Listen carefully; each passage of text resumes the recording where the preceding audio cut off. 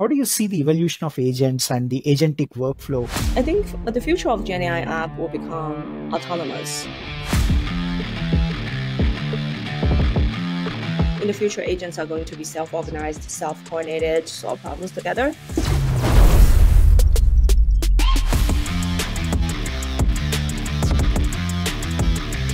We'll have a system, it will automatically route and direct requests to the right agent API to process. So then the control is going to be distributed.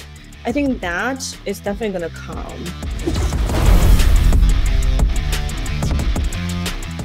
In that world, you can imagine there are multiple hops to solve a problem, and the latency becomes even more important.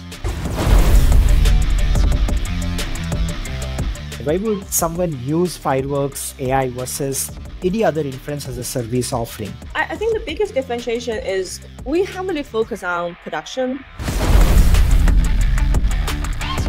How do you ensure there is less latency or low latency for customers across the globe? That's a really good question.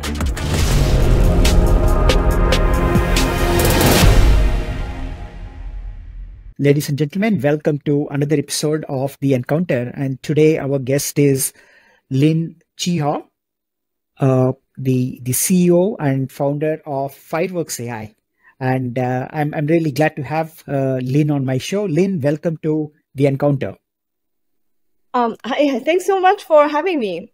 I'm super glad to be here. Awesome. So Lin, you worked at Meta before you started Fireworks AI. And I'm seeing the market with many players offering inference as a service.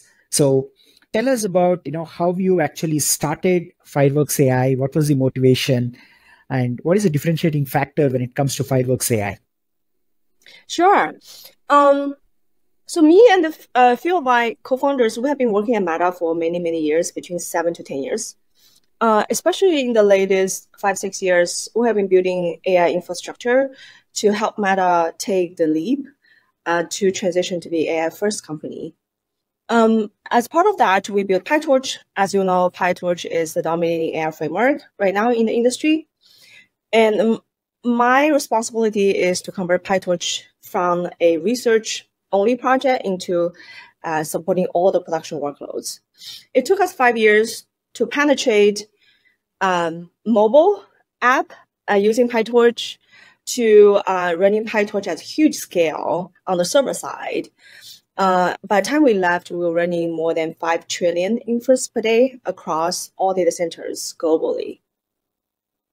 While we are doing this, we feel like really big impact delivered for Meta. But when we look at the industry, the whole entire industry is also going through AI first transition, but they're going through excruciating pain because they don't have the talent to support that transition. They don't. Many of them don't even have GPUs. They're still on CPU. They don't have the know-how of the best software to run on top of GPU and drive down latency and the cost. So that's the reason, the mission we started Fireworks is to support the whole entire industry to do this AI first transition. We want to heavily compress the time. Remember, at Meta, it took us 5 years. From 5 years to 5 weeks to even 5 days to enable enterprises and developers to build innovative, disruptive applications and products building on top of Gen AI. So that is our mission. Awesome. So tell us about the platform, the offerings, and what can customers expect from Fireworks AI? Right. So in the simplest way, we offer generative AI model inference SaaS platform, and we also have a companion SaaS platform for fine-tuning. So these two goes in hand for us to deliver the customized quality using your proprietary data towards your use case, your workload, to deliver the best, lowest latency for real-time application that you build for end consumers, prosumers, and developers, for the lowest total cost of ownership, and empower you to build a viable business after you have a viable product. So across the board, quality, latency, total cost of ownership are the values we deliver to our customers using our proprietary inference SaaS platform and fine-tuning SaaS platform. Got it. So essentially, customers can consume a model as a service offering, and they can also use API to bring their own data set and fine tune and deploy the model. Is that right? Exactly. Right. So, the market currently has multiple players offering very similar fine tuning as a service and inference as a service. Compared to your competition, what is the key differentiating factor of Fireworks AI? Why would someone use Fireworks AI versus any other inference as a service offering? Right. So I think the biggest differentiation is we heavily focus on production. And when the developers or enterprise, they have seen great sign of a product market fit, and the experimentation evolved into, hey, I'm going to launch this at huge scale in production. And that's where we designed this phase 4. Is we really know how to operating a huge amount of volume. Like Meta is one of the biggest B2C company. And then that's where kind of we understand deeply that interactiveness delivered through extremely low latency makes a product viable. And when you scale, you really need to control your TCO. Otherwise, you're going to bankrupt pretty quickly. So this is our heavy differentiation, is to deliver this production SaaS platform. Not just low latency and low TCO, but it's highly scalable, highly reliable. So we scale with your business. You can leave the operation aspect to us with a peace of mind and only focus on heavily competitive application product development space. So that's where we want to empower our customers across the board, all the developers and enterprises, to continue to innovate, because this is this new tidal wave of generative AI. Why everyone is paying so much attention is all the leaders in this space, they know that this is a new technology that is going to drive titanic shift of the landscape.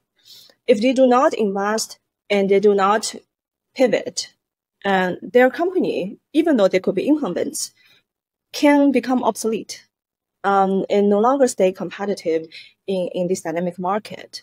Our job is to let them focus on the innovation on the application and the product side, and then leave the infrastructure operation and the scalability, reliability, latency, low latency, insurance, and low TCO to us. So that's what we have been doing for years at Meta, and we would love to bring this experience to the industry.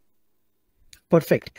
So you mentioned low latency as one of the differentiating factors, but assuming the endpoint that you are exposing is maybe in the US data centers or in UK data centers, and the customers are consuming it from Asia Pacific, how do you ensure there is less latency or low latency for customers across the globe? That's a really good question. So first of all, our inference engine, where we control the execution itself, we do a lot of layers. We do kind of horizontal and vertical optimization. Let me give you some idea what I mean. So the horizontal optimization is at the model inference runtime level. As we all know, majority of the Gen AI models are PyTorch models, and we wrote PyTorch code for years. And we know exactly how to optimize PyTorch. In addition to that, we also, for the heavy hitter operators and the layers in the model, for example, matrix multiplication, attention, and cross GPU communication, those layers, we hand wrote kernels to heavily reduce the resource consumption, compute resource consumption. And then we also do application level optimization, and there are categories of use cases. They all comes in different patterns. And at the service orchestration and the scheduling and kind of just the overall serving layer, we build our proprietary technology to cache to cache data. So we don't always have to recompute every time to deploy certain kind of configurations that is designed for capture certain patterns of your workload. And at Cloudflare level, we also enable cache. Yes, we work with our close partners of the CSPs to leverage their compute resource globally. So you're going to hit an endpoint that is closest to you. So where kind of networking latency becomes an issue, right? So we actually drive real-time optimization across the whole entire stack. So we ensure our customer get a fast experience, so they don't have to worry about all these layers of system build out.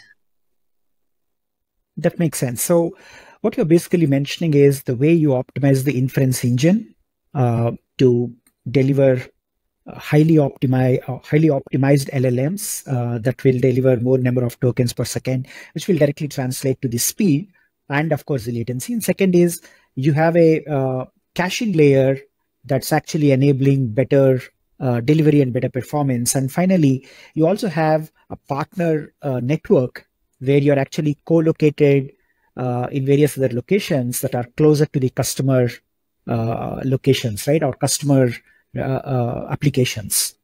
I would say on top of that, we have managed hosted API service, right, for enterprises, but we also deploy into our customers' VPC. Right, there's nowhere closer than we can run directly inside their VPC. So we also support that mode. As a matter of fact, the more enterprise we talk with, the more we kind of have to deploy in that mode because they are very sensitive about privacy. And the Gen AI, inference, it consumes a lot of data, right? And the many of data has a lot of private information that the enterprise doesn't want those data to leave their VPC. So another way to think about real-time low latency is we deploy directly into our customer's VPC. Got it. So if a customer is running on AWS or Azure or GCP, your stack actually runs within the same subnet of the VPC of the customer. Yes. So that is basically a private or hybrid deployment, right? Yeah, it's very secure, and it kind of solve the problem that they know. It's also our differentiation compared with OpenAI. Is OpenAI will not deploy into customers' VPC, and they want to be the hosted managed service, versus we really want to respect our customers' privacy needs, and we can deploy into where they think is the most private setup for them to run inference. Thanks. That actually clarifies. But one question that I have is most of the customers who are running GenAI in the public cloud will tend to use a managed service offered by, let's say, GCP, which is Vertex AI, or Azure AI Studio, or Amazon Bedrock.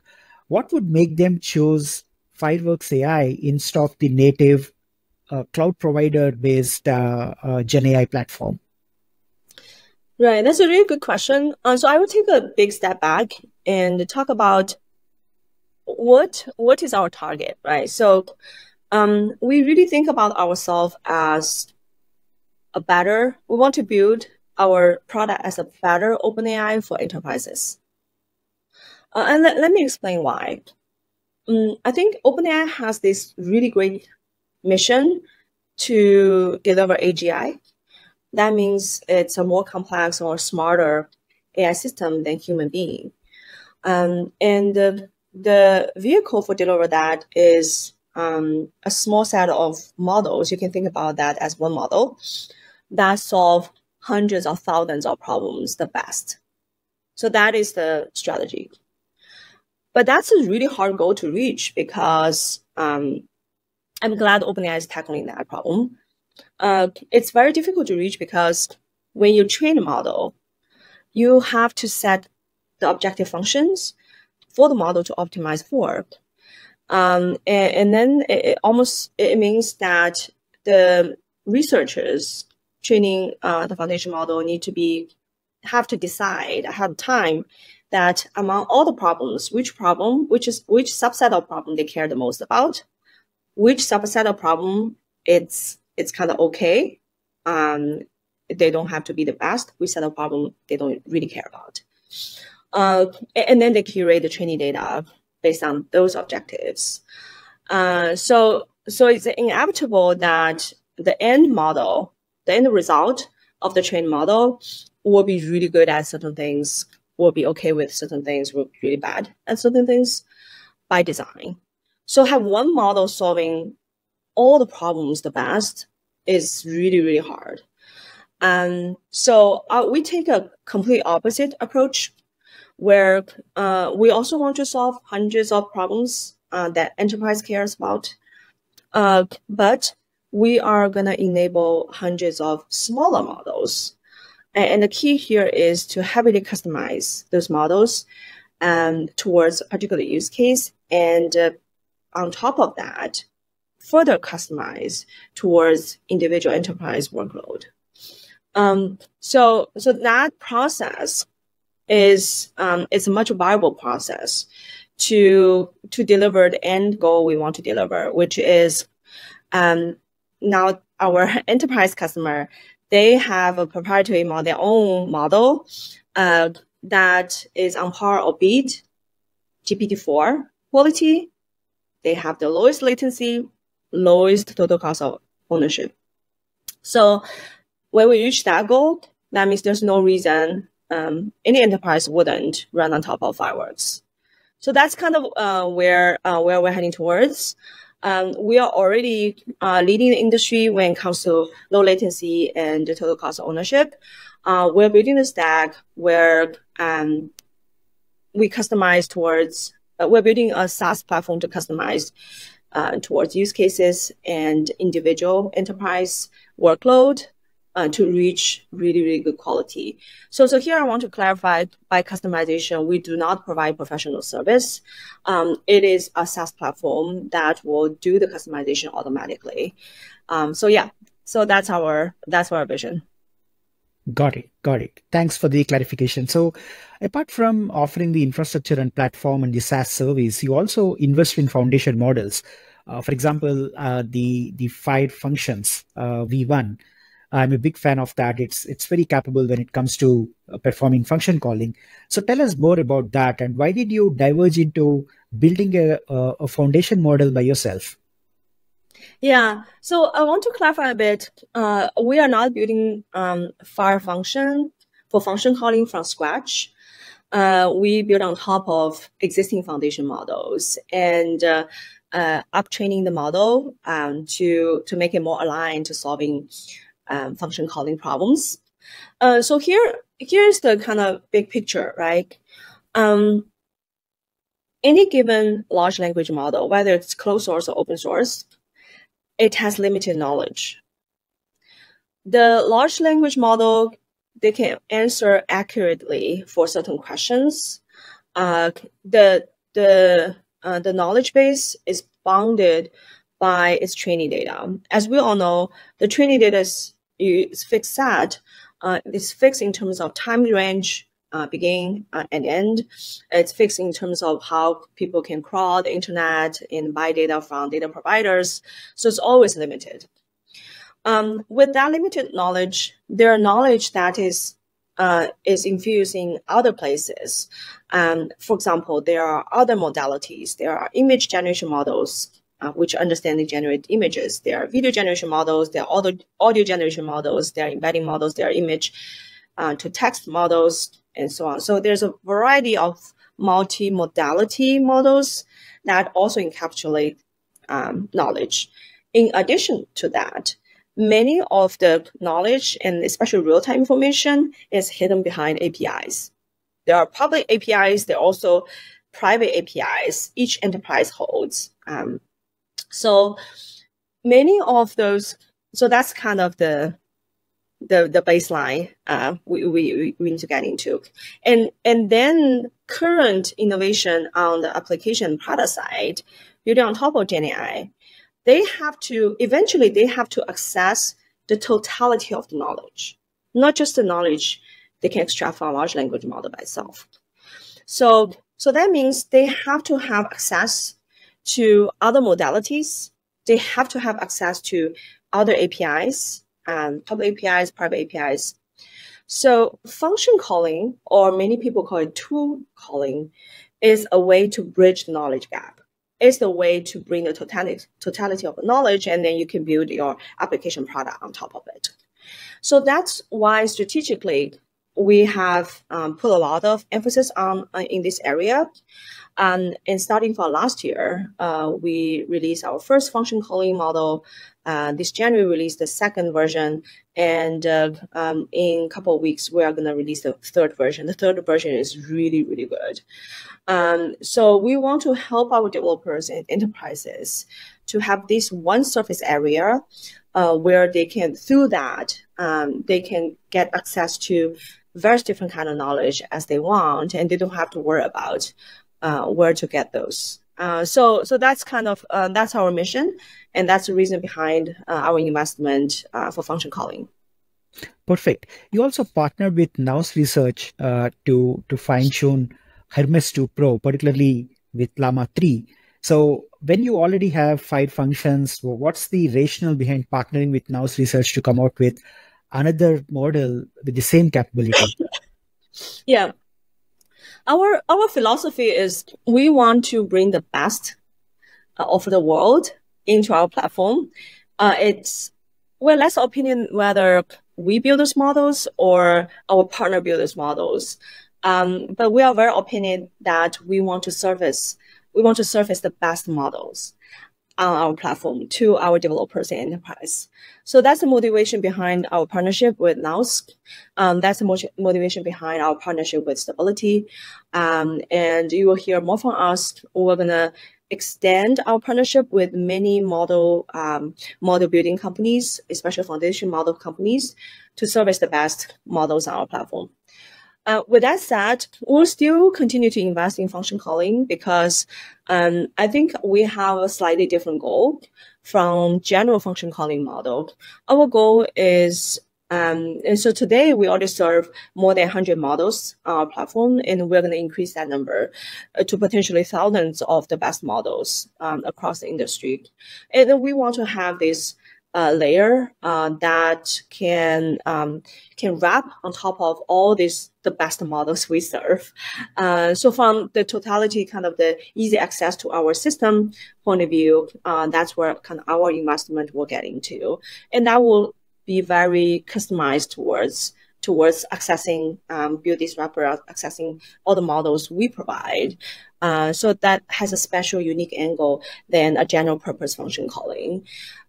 So I think there are a lot of overlap between these two goals. So we'll continue kind of push on the function calling space.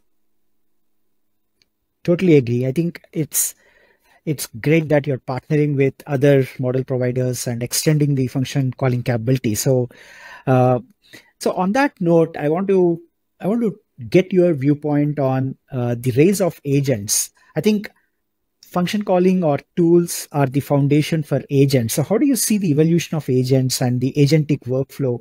Where do you see that going? So I think that is going to be a fast evolving area. Because I think I can imagine revolutionary applications will emerge in this space. Just like AlphaGo demonstrated the capability of autonomy in learning from playing chess or playing Go by itself, I think the future of GenAI app will become autonomous. So we just talk about function calling. The thinking for function calling is still you have a layer that is taking control of where to route your API calls into. But in the future, we'll have a system, it will automatically route and direct requests to the right agent API to process. And it can cascadingly do processing and routing and directing until the right answer is retrieved. So then the control is going to be distributed. I think that is definitely going to come. So instead of one function calling, pulling from different models or API as a controller, in the future, agents are going to be self-organized, self-coordinated, solve problems together. So in that world, you can imagine there are multiple hubs to solve a problem, and the latency becomes even more important. So right now it's like more like one hub where you ask a large language model to question in, answer out. In the future, there will be multiple agents like bounce off results and questions to each other and then solve a problem. So the latency budget to each of those steps becomes even much smaller. And that's where we believe Fireworks lightning fast inference, our function calling model, our fine-tuning service will pave the way for developers to get there. Perfect. That's a good note to end the discussion with. I completely agree with you on the evolution of agents and how they're going to be autonomous and more self-organized. I think that is the future of agents. So, Lin, that brings us to the end of this discussion. Thank you so much for being a part of this show. Great to learn about Fireworks AI, and wishing you all the best as you compete with some of the big wigs of the industry and taking LLM serving closer to the enterprises. Absolutely. Yeah. So for all of you that is interested in trying out Fireworks, it's very easy. Just go to fireworks.ai and go to click on models, and you can play with any of the models on your playground or integrate with our API. Our API is OpenAI compatible. We are superset of OpenAI API, so it should be very straightforward to get started. Perfect. Thank you so much. Thanks a lot.